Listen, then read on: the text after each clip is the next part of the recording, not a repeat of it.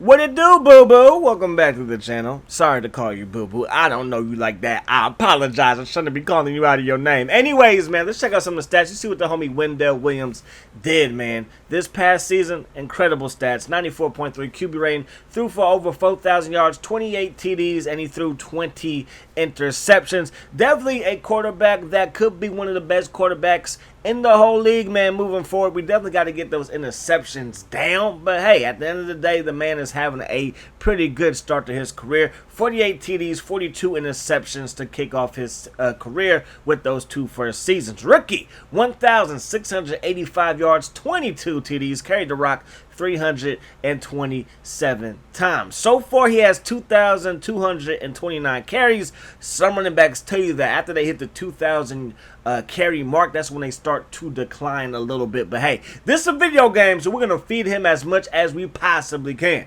Chris Chambers, a $134 in receptions, 2,039 yards. That is an NFL record here in this game, averaging 15.2 yards per catch, plus 16 TDs. Zach Thomas, 81 tackles, 19 for loss, 1 sack. Ogolier from Wakanda has 10 sacks. Alex Brown, man, the great value. Jason Taylor did just fine, in my opinion. Okay, 5 sacks for him.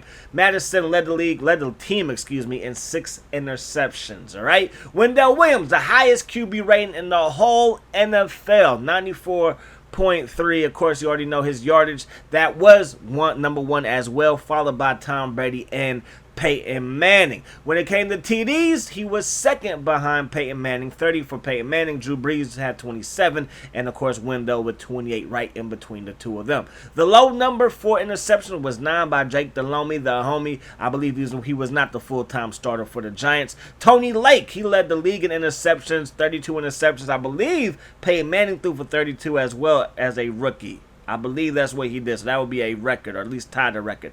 Rushing yards goes to Ricky Williams. Led the league with 1,685. Also led the league in TDs. And also led the league in yards per game. The boy had a flat-out monstrous year, if you ask me.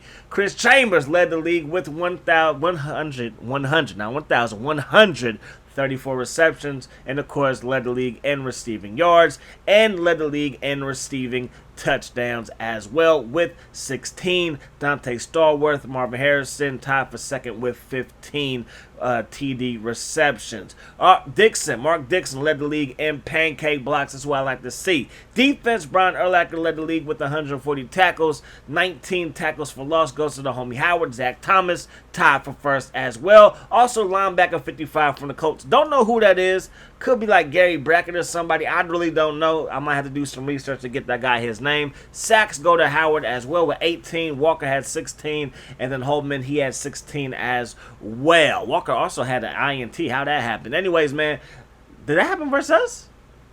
Did we play the AFC East? I mean, the NFC East? I don't know. Sheldon Brand led the league with INTs. I can't remember. I got too much going on. Anyways, Ricky Williams, MVP, baby. Something about my running backs win MVPs, baby. Okay, we had Trunk Candidate for my Brown series, and now over here, Ricky Williams for my Dolphins series, man, because we be running that ball, baby.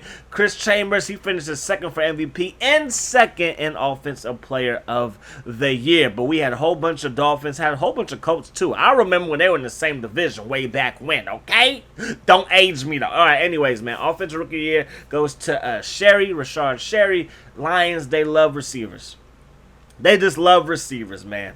That's just crazy, okay? Big Kenny, he's a cornerback for those Bengals. 48 is his number. Not the prettiest number, but hey, it is what it is. And, of course, quarterback of the year goes to the homie Wendell Williams. Running back, of course, going to be Ricky. Receiver, of course.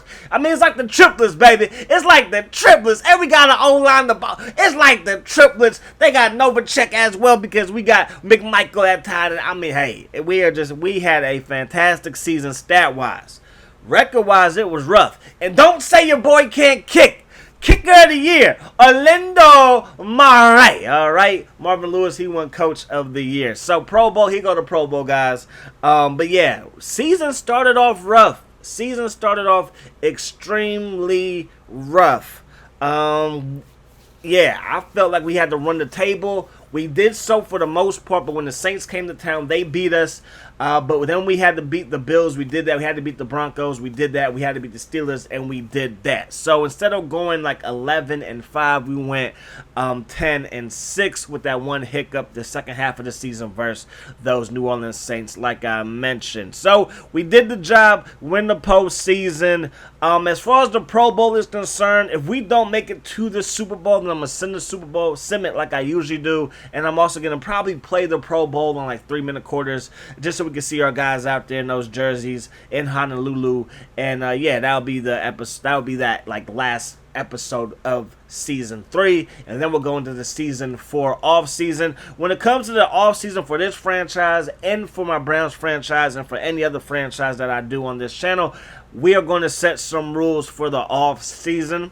Usually you can re-sign almost anybody without them ever even considering going to free agency, and of course that's not real life.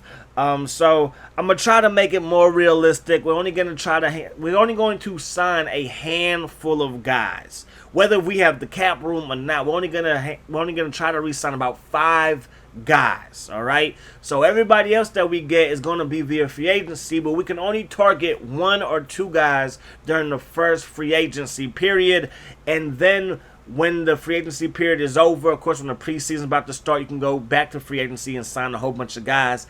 That's what I'm probably going to do. We have a bunch of 90 overall guys, 90 overall guys on the team. And, of course, that's not real life. Even the Patriots were in their heyday, they had a bunch of good guys, but not all of them stayed around for the dynasty to continue, if you know what I mean, all right? So anyways, man, that's the plan moving forward. Hope you guys enjoyed the video. Hope that the rest of your day is the best of your day. I'm gone. Peace, love. Hot sauce.